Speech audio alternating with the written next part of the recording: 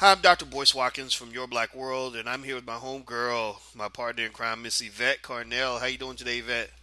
Good. How about you? I'm doing really good, really good. I might be doing better than JayZ, but then again, it sounds like he got 99 problems. Money ain't one, but he got 99 other problems with this image that has been circulating with him and his staff from Tidal. Have you seen this picture? Yeah, I see. I've seen the picture. It's a very white staff he has there.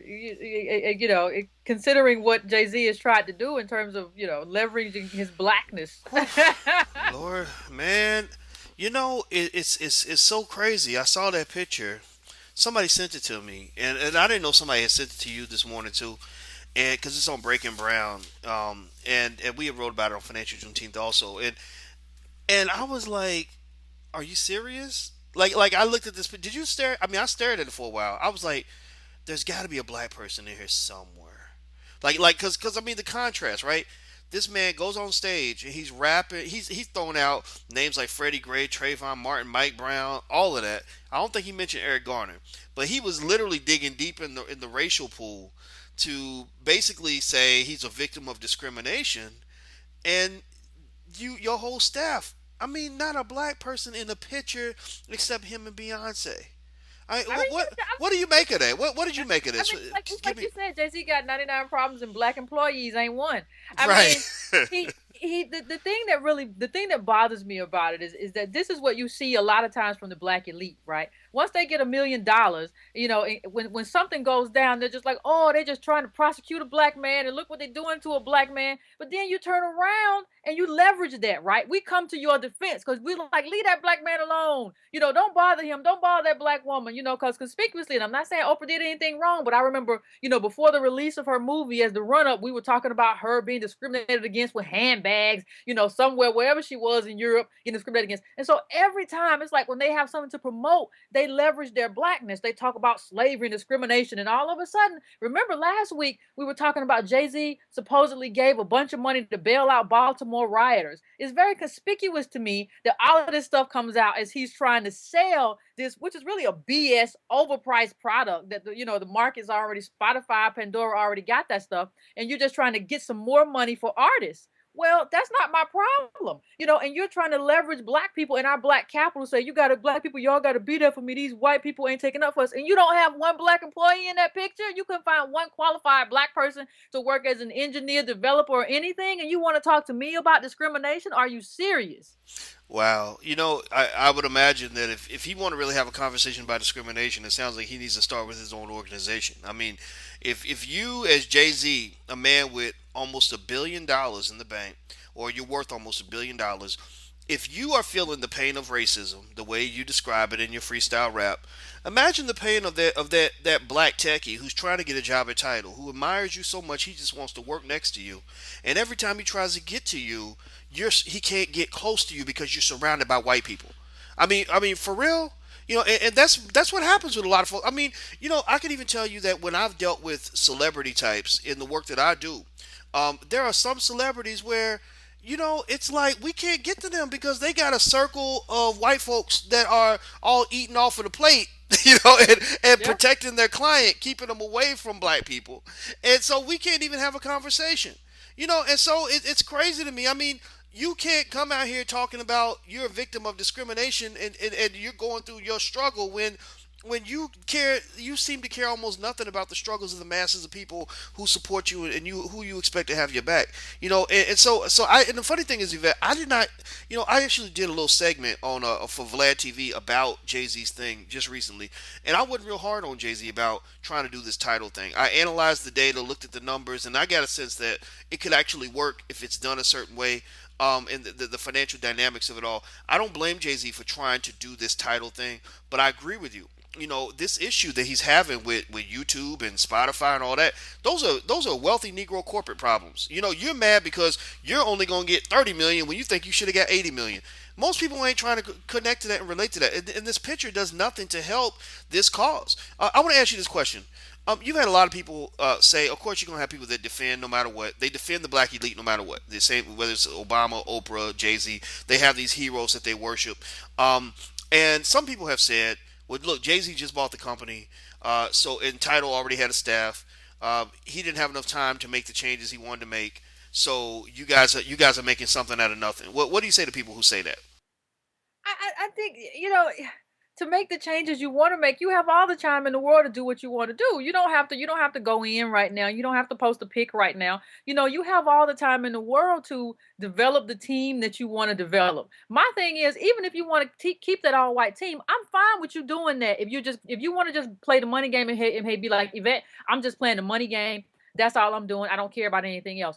Okay, fine. I'm not a big fan of that, but fine. But don't try to leverage your blackness. Don't make a song about how you're being discriminated against and how we should come to your defense. And because we have this sort of, or we're supposed to have this sort of racial allegiance. Just don't do that to me. If you're not going to be about black people in terms of hiring, then don't be about black people in terms of protecting yourself, in terms of trying to get us to put our, political capital on the line for you. So just if he had left the song alone, I probably wouldn't even said anything about it.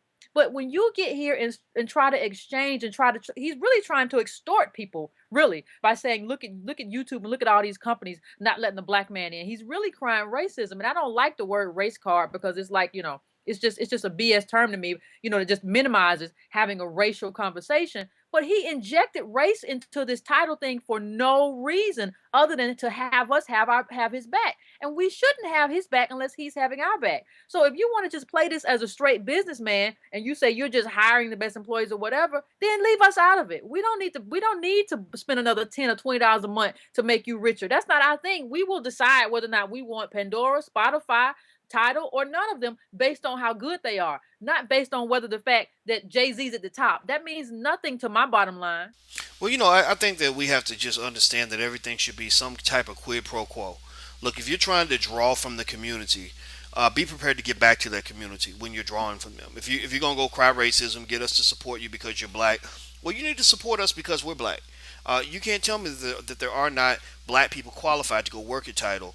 And for this picture to be circulated, and for us to really even think that this is normal, you got two Negroes surrounded by 40 white people, and nobody thinks that's strange. I mean, nobody thinks just how ridiculous that is in terms of it. To me, it realizes how the black elite are plucked away from black institutions and kind of brought into this la la land where they're totally disconnected from the rest of the community. It happens in sports. I remember when we were at the University of Kentucky, the black basketball players. We went to them because we needed their help with the protests because a black woman had almost been killed in a racial incident, and we asked for their legitimate help on a legitimate issue, and they had a voice that could have really elevated what we were trying to do, and we couldn't get to them because they were insulated. And it just Yeah. seems that you have these African Americans that are money, that are cash cows.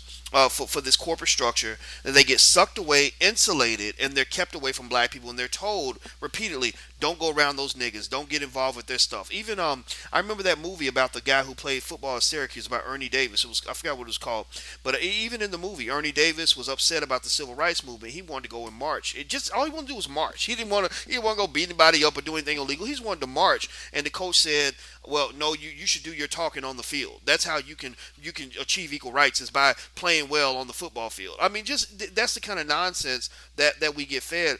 And the other thing about this thing about JayZ not having the ability to make staffing changes because he just bought the company, that's bullshit. And let me tell you why it's bullshit. It's bullshit because number one, you just paid $56 million for that company. You the boss. You own that sucker. You get to do whatever you want. You get to make whatever decisions you want.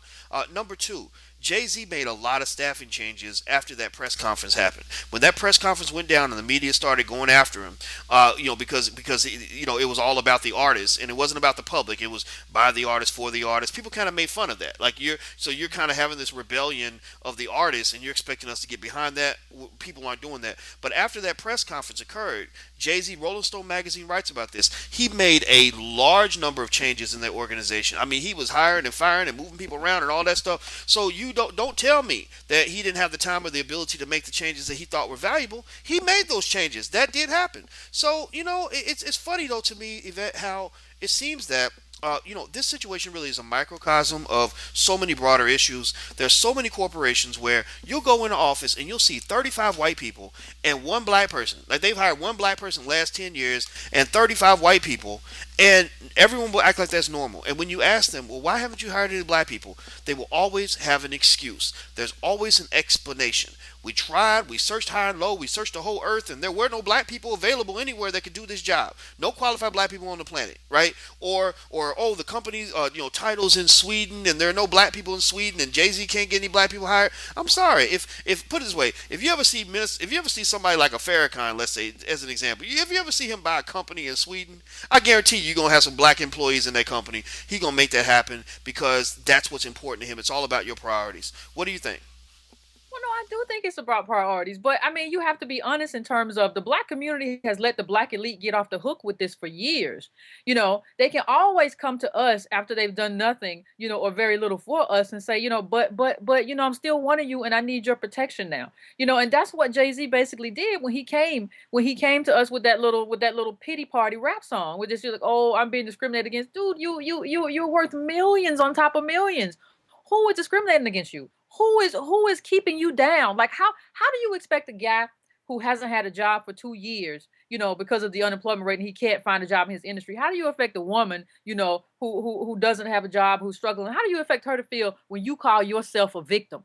You know what I mean? Like it's sort of an insult. And like I say, if you are a person who, even if Tidal is all white, if I see you consistently, if you say, you know what, Tidal is all white, is in a white country, but what I'm gonna do, I'm gonna start a program for young black girls and young black boys to learn how to code.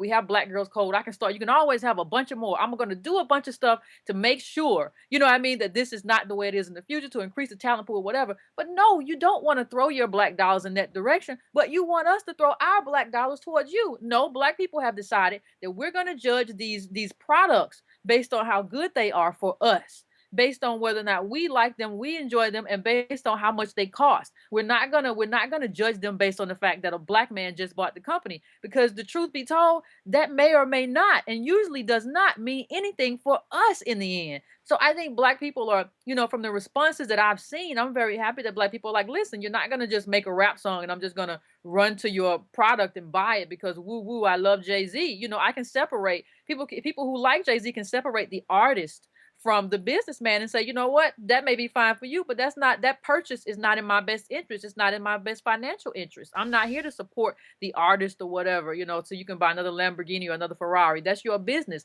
I'm making the decision that's best for me as a consumer. Well, and I agree with you. Let me give you a little. I grabbed a lyric online on Rap Genius, that other white-owned website that makes hundreds of millions of dollars off of black culture. They literally, in case you all don't know, Rap Genius is a website that literally makes their money interpreting Negroes. They literally make their money by taking rap lyrics and translating them so white people can understand what rappers are talking about, or black people too.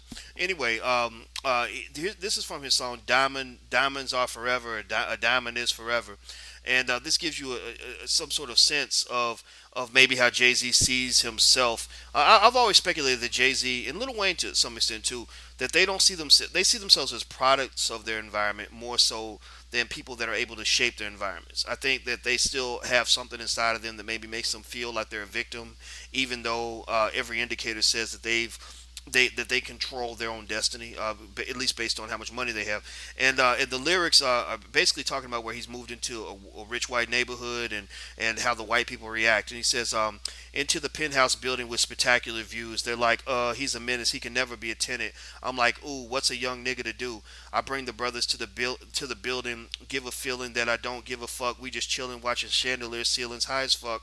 Old lady, don't blow my high, especially if you don't know my life. Don't make me bring Sharpton in it cause I'm dark skinned, or dude with the fro in the Rainbow Coalition.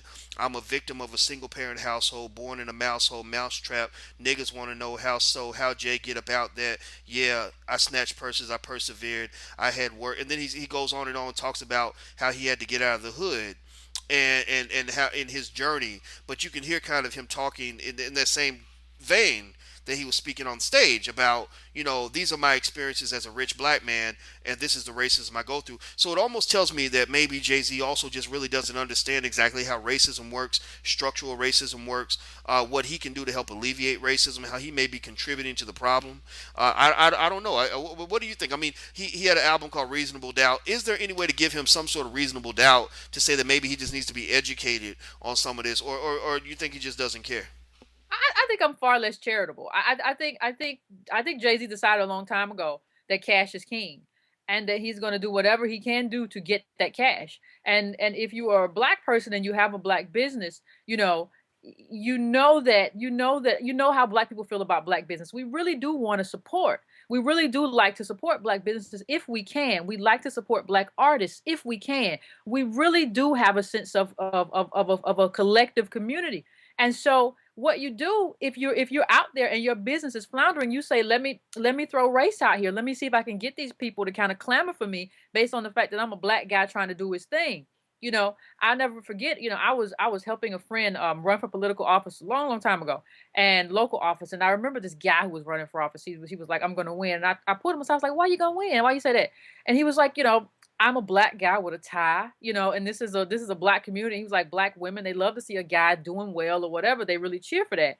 And I think that's part of it. I think we do cheer when we see black people doing well. But what we have to understand is that we can cheer, but that doesn't mean we rally for them. That doesn't mean we give them our money unless there's going to be some sort of exchange. But I think Jay Z is just like, cash is king. And if I can use black people to kind of keep my business afloat right now while it's doing kind of bad and get me some better press, I'm going to do it. I'm going to do whatever it takes to keep my business out there. Well, I don't disagree with you. I mean, I think that the common denominator that you're going to is that it has to be reciprocal. You have to see some consistent effort where that celebrity really is putting it on the line for the black community. Like for example, I know that if you had the money, if you had 1/10 of the money JayZ and Beyonce have, you could make transformational changes all across the country with that kind of money. I mean, I can't imagine what Yvette Carnell would be like with $100 million in the bank. I mean, you No you could problem. you could No, feel change you would probably change the lives of at least 500,000 people. I have no doubt about it. And so when you see celebrities getting all this money and just sitting on it, and then sort of buying into this culture that says, look at me in my Lamborghini, look at me in my private jet, look at me on my private island, and that's all they have to offer the world. It's very disappointing. I mean, it's really sad to kind of see that. And I think for JayZ, I think he would have been okay if he had never done that little freestyle, trying to make it a racial thing. It's like, look, okay, you've abandoned your base, and you've gone out here into this corporate world. It's dog eat dog. It's all about that money. That's the game you're playing. Like, don't scream victory when you are on top, but cry like a bitch when things don't work out for you. When you don't end up on top. And that's what I kind of saw. I kind of saw a little whine in there. I mean, come on, man. Like I'm sorry. I know that they were discriminating. Maybe YouTube did discriminate against you, but YouTube's a 100-pound gorilla, and they're kicking you in your ass right now. So if you can't win that battle, that's your problem. Because your community can't have your back. Because I don't really see any evidence that he's had the back of the black community. I And I, we've I got our don't know. own problems. We've got bigger problems. The unemployment rate is always higher. It's usually doubled in the white community. We've this is in terms of income inequality. Obama's administration is the worst. We've fallen to the floor here. The greatest redistribution of wealth from the bottom class to the wealthy class probably in the history of this country. So we have a lot of problems. We see the mass incarceration of black people right now. We have our own problems. Nobody cares about whether or not you can sell this little shitty product. Like, we don't have time to worry about that with everything we're going through. Black people are getting gunned down on the street. Every it seems like, I mean, from John Crawford to you look Freddie Gray to the man who was shot in the back in South Carolina. We don't have time for you. Hmm. Right, exactly. I agree. I agree. Well, I think it's a worthy conversation. I look forward to seeing how it all plays out. And I want people to know we're not bashing JayZ. We're not here to attack him, and we don't hate him, but we just look at it for what it is. We're saying just be objective, be honest. Let's look at the evidence. Let's look at the track record. I mean, if Beyonce and JayZ put 1/10 as much effort into supporting their community as they put into, hobnobbing with the rich and famous and making money and making music, the black community would be a changed place. JayZ has the ability to reshape the world, but unfortunately, he's only focused on his own bottom line, and that's to the detriment of millions of people that he could have helped. So that's it. I want to say thank you very much, Yvette. It was great talking to you. Great talking to you too, boys. Yes, and everybody, you can go read Yvette's article on this. You should read her article. She's much angrier about this than I am. Yvette's just evil. She just mean. She just mean. But go to breakingbrown.com and you can go check out what Yvette wrote about this. And I haven't read her piece on it, but I'm sure it's entertaining. And until we meet again, please stay strong, be blessed, and be educated. We are gone. Peace.